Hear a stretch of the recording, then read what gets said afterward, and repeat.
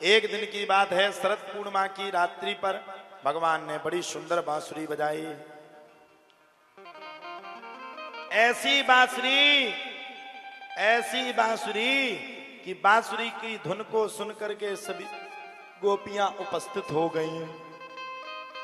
भगवान ने सभी गोपियों से पूछा, क्यों गोपी, सच्ची सच्ची बात बता, बात क्या है? गोपी कहती है, महाराज हमें अब आपके दर्शन करने हैं।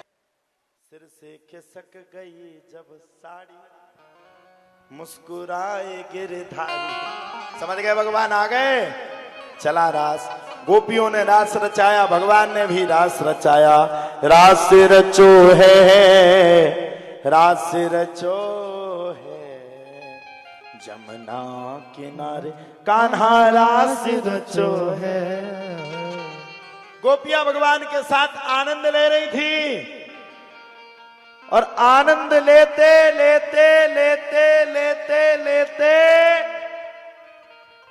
गोपियों को अंत में अपने आप में अभिमान आ गया कि दुनिया को अपनी उंगली में नचाने वाले भगवान को हम गोपियां अपने उंगली में नचा रहे हैं। बस निर्मल मन जन सो मोहि पावा, मोहि कपट छल क्षेत्र न भावा।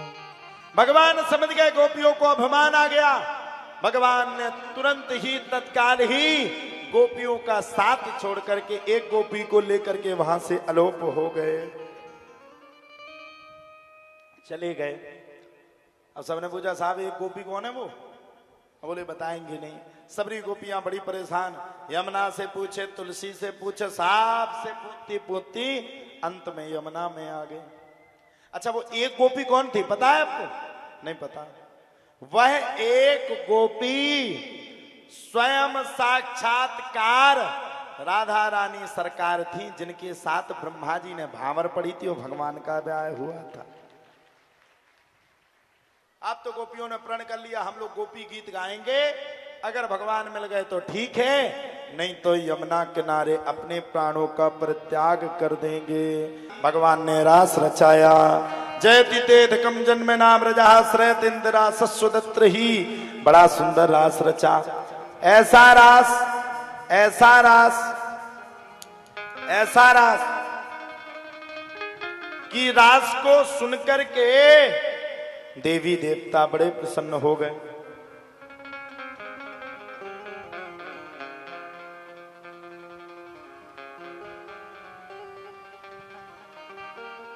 अब तो भगवान के फिर दर्शन नहीं हुए तो गोपियों का दिमाग खराब, मतलब तुम आ नहीं रहे हो, रुक जाओ।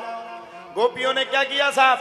गोपियों ने पुनः प्राप्य एक सांस में, एक हाथ में बड़े प्रेम के साथ मरने की प्रतिज्ञा कर ली। भगवान समझ गए, मन निर्मल हो गया।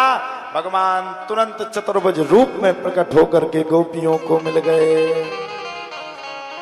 भगवान ऐसे हैं, भगवान सबकी बिगड़ी को बनाते हैं। गोपियों के साथ भगवान ने महारास रचाया।